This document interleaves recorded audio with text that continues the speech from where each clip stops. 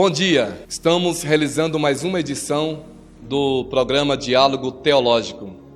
Hoje, pela misericórdia de Deus, estaremos abordando o seguinte tema: para que serve a teologia? Um diálogo com o mundo contemporâneo. É com prazer que estarei fazendo esse diálogo com o professor Ítalo Colares, que é um dos mais renomados professores de teologia. Muito obrigado, professor Ítalo. Perfeito, muito obrigado. E vamos com certeza discorrer sobre esse assunto tão empolgante. Muito bem. Acabei de lançar este livro, professor Ítalo, Para que serve a teologia? Um diálogo com o mundo contemporâneo. E estou abordando nessa obra 4 temas: o lugar da teologia no mundo de hoje, a teologia, a ética e a educação, o ministério do teólogo, as condições básicas de uma teologia, o futuro da civilização e a teologia. O que o senhor pensa sobre a teologia? Para que serve a teologia? A primeira coisa que nós devemos entender é o seguinte: a teologia, na realidade, provém de um termo chamado theos, que significa Deus, logia, que provém da palavra grego logos, que dá origem a um termo legosim, que é dizemos, certo? Na verdade, logia significa discurso, então é o discurso da teologia. Eu gosto muito da definição de Karl Rahner. Karl Rahner diz o seguinte: a teologia é uma palavra sobre Deus. Nos dias de hoje, o que eu percebo é que, apesar de muitas igrejas terem evoluído as suas mentes, de quererem que seus líderes possam estudar teologia para oferecer uma qualidade de mensagem a mais para o seu rebanho, uma coisa que eu percebo é que no Brasil nós não temos um desenvolvimento teológico satisfatório. Isso você pode observar. Por exemplo, Karl Barth, certo? Que é teologia básica, chegou aqui no Brasil há 30 anos. Não era para isso acontecer. Então o que acontece? Nós somos um país muito atrasado a nível teológico. Muito bem. Então o primeiro tópico aqui é o lugar da teologia no mundo de hoje. Porque todo discurso teológico nas academias, nos seminários teológicos, nos institutos bíblicos, nas universidades, tem sido um discurso metafísico. Agora o que nós precisamos é de um discurso dialético, um discurso antropológico da cristologia. Por isso defendo que teologia é cristologia, no sentido histórico, do sentido de Deus no processo histórico. Ou seja, Jesus é o sentido teológico de Deus. Portanto, o lugar da teologia no mundo. Como é que o senhor vê também o lugar da teologia no mundo? Para que serve a teologia? Será que a teologia é apenas para a formação de pastores, para a formação de padres, professores de teologia, ou mesmo formação de missionários, formação de pregadores? Eu creio que a teologia, ela tem que ser uma teologia pública, com mais presença na universidade e na sociedade. Olha, eu acredito que nisso que você falou, a sua cristologia vai me mostrar a tua teologia. Inclusive o Karl Barth deixou claro isso, né? Os pilares da reforma, ele resumiu em um só: sola Christus, né? Eu acredito que uma cristologia saudável, você tem uma teologia saudável. E eu acredito também que a teologia ela tem que se tornar pública, como acontecia no período em que se desenvolvia as doutrinas, né, cristãs, em que as pessoas na rua debatiam sobre o sabelianismo, debatiam sobre a questão da trindade. Eu acho que isso tem que acontecer de fato, né? Haja vista que o ensino religioso nas escolas ele deve perdurar. Por quê? Porque esse ensino religioso, querendo ou não, vai construir, né, o arcabouço da personalidade sob o ponto de vista moral, sob o ponto de vista ético. Eu acho que é muito importante. Claro, eu também abordo no meu livro a teologia, a ética e a educação, ok? Então, são 3 áreas totalmente diferentes, distintas, mas que de um certo modo estão interligadas. Ou seja, a teologia, a ética e a educação. Então, a teologia é o sentido de Deus no processo histórico. Então, Cristo é o sentido de Deus. A ética seria o quê? O sentido do comportamento do sujeito, o sentido da conduta do ser, do sujeito. A educação seria um processo de restauração, de libertação, de transformação social. O que é que o senhor pensa também sobre essas três áreas? A teológica, a ética e a educação, resumindo. Olha só, você tocou num ponto, assim, no cerne da questão. A Universidade de Harvard, de Massachusetts, que é uma das melhores universidades do mundo, nós sabemos disso. A Universidade de Harvard de Massachusetts utilizou o nome de John Harvard, que era um teólogo. E, inclusive, o primeiro curso deles foi o curso de teologia. As faculdades, as universidades, elas surgiram primeiramente dentro das igrejas. Então, nós vemos a importância da teologia nisso aí também. E uma coisa que vale ressaltar e que a gente tem que ter esse tato, essa finesse, é o fato de que, é claro que eu não estou propondo o século XIX aqui, em que era a coqueluche do mundo, a discussão do Jesus histórico e que as igrejas viraram verdadeiras academias, não é isso que eu estou propondo. Mas eu acredito que tem que ter um meio termo nisso aí e que as pessoas elas devem pesquisar mais sobre esse assunto. Porque, querendo ou não, isso vai ajudar na construção do sujeito, no que diz a questão da ética e respeito à moral. Perfeitamente. O terceiro capítulo do meu livro, Para que serve a teologia, um diálogo com o mundo contemporâneo, eu abordo o ministério do teólogo, porque nós podemos dizer o seguinte: nós temos três tipos de abordagens teológicas. Por exemplo, nós temos o ministério do teólogo, o teólogo como pastor, o teólogo como pregador e o teólogo como professor, ou seja, o teólogo acadêmico, o teólogo que produz teologia, que faz teologia. Mas é incrível hoje a deficiência dos estudos teológicos nos institutos bíblicos, nos seminários teológicos e nas faculdades de teologia. Pessoas que estão se formando nessas áreas sem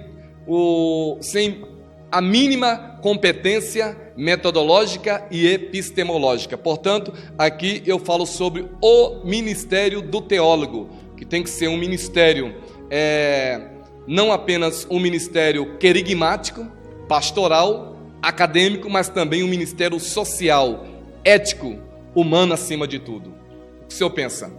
Eu acredito que hoje virou um caça-níqueis. Como? Virou um comércio. Muitas escolas de teologia e seminários elas não estão interessadas no aprendizado das pessoas de fato. E também muitas dessas escolas foram fundadas por pessoas leigas, pessoas que não têm uma formação teológica adequada e elas inventam em suas mentes dizer, oferecer teologia é fácil. Aí eu baixo um livro no e-book no Google e mando para o aluno e digo, olha, você está estudando teologia? Não está, porque o próprio líder do seminário não é preparado teologicamente. Então virou comércio, virou um caça-níquel. As pessoas elas estão interessadas em ganhar dinheiro e não formar os líderes, né? Esse é que é o problema. Esse, ao meu ver, é um dos maiores problemas. Daí a deficiência nos púlpitos, deficiência na administração da igreja, deficiência nos sermões e nos estudos bíblicos, sem contar os escândalos, deficiência na produção científica do saber teológico. No quarto capítulo eu abordo as condições básicas de uma teologia. A teologia hoje precisa ser redefinida, aliando-se a novas descobertas científicas e releituras do processo civilizatório do mundo, e isso inclui todos os campos de estudo hoje possíveis de serem aplicados, ou seja, e também de serem classificados perfeitamente, abrindo novas janelas para ver fora dos muros da igreja o que Deus enxergou já na criação. Quando falo sobre a necessidade de se reinventar a teologia, não digo no sentido de ultrapassar melhor os limites da revelação, mas permanecer na revelação da palavra de Deus, porém trilhando outros caminhos, métodos ou outros olhares, estéticas, Na verdade, só é possível fazer teologia hoje rompendo de vez com os velhos professores gregos, Sócrates, Platão e Aristóteles, e buscar novas mediações para as surpreendentes perguntas que os cristãos de hoje levantam sobre o sentido de Deus no século XXI, as condições básicas da teologia. Como é que o senhor vê hoje a maturidade teológica da igreja do século XXI, a maturidade teológica dos pregadores, a maturidade teológica dos cristãos? Será que estão todos perdidos, sem direção? Eu acredito que aqueles que buscam informação, não. Olha, veja bem, na minha tese de doutorado, eu tratei sobre o respectivo crescimento do neopentecostalismo. E eu detectei o seguinte: eu fiz uma análise, certo, demográfica. O que a gente percebeu é que o neopentecostalismo ele teve uma queda. Inclusive, algumas igrejas neopentecostais, percebendo essa queda, começaram a criar maneiras inusitadas e novas, como novos templos megalomânicos e coisas assim. Não vou entrar em detalhes quem. Então, eles sentiram o baque.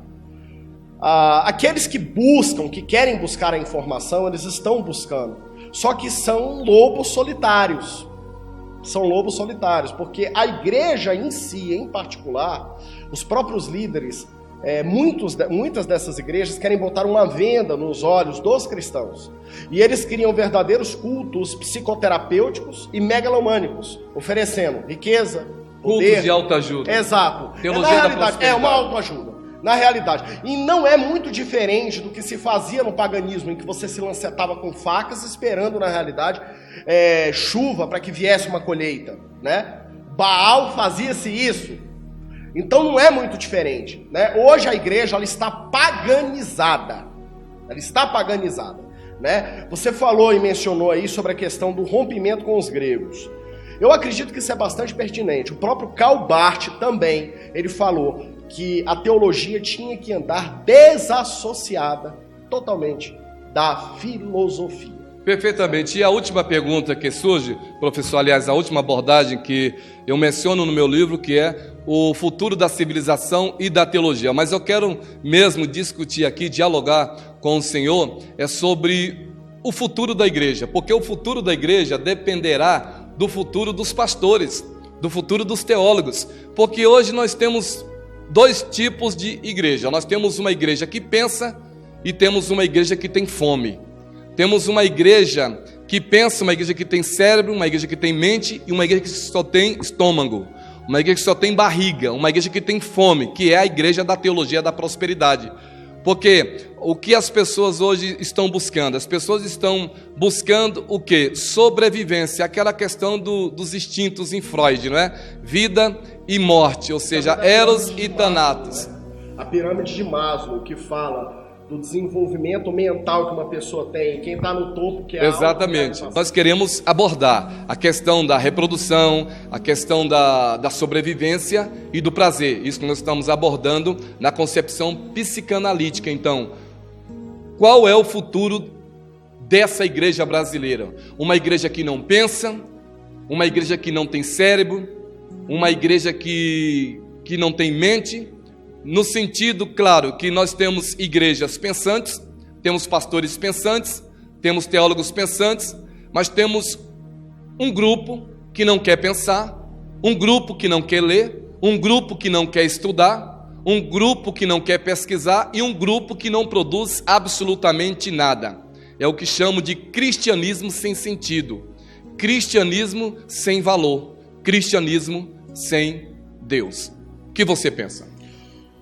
Olha, analisando a crise do neopentecostalismo, uma coisa que a gente observa também foi o crescimento das igrejas tradicionais. Elas começaram a crescer de novo. É uma coisa que não acontecia. E você falou num ponto aí muito importante, mas a história sempre se repete, a gente sabe disso. É verdade. Sempre quem segurou, quando a igreja passava por crises, quem é que segurava a peteca para a igreja não sucumbir? Os teólogos. Os intelectuais. Exatamente. Os teólogos. As academias. As mentes pensantes. Exatamente. Do cristianismo. Então eu acredito que ainda existam teólogos que podem segurar esse barco. E mais uma vez eles vão ter que segurar, porque eu acredito que a reforma não acabou. Fechando esse quadro teológico de hoje, o diálogo teológico, para que serve a teologia, a igreja brasileira é uma igreja que precisa aprender a pensar, é uma igreja que precisa produzir conhecimento teológico, é uma igreja também que precisa evangelizar, é uma igreja que precisa também de um poderoso avivamento da parte de Deus, porque nós temos um cristianismo doentio, pastores doentes, ovelhas doentes, igrejas doentes. Nós precisamos de uma libertação urgente. Precisamos sim, mais do que uma reforma, nós precisamos de uma libertação espiritual para o Brasil, para as igrejas brasileiras. Portanto, é o nosso recado hoje no diálogo teológico. Para que serve a teologia?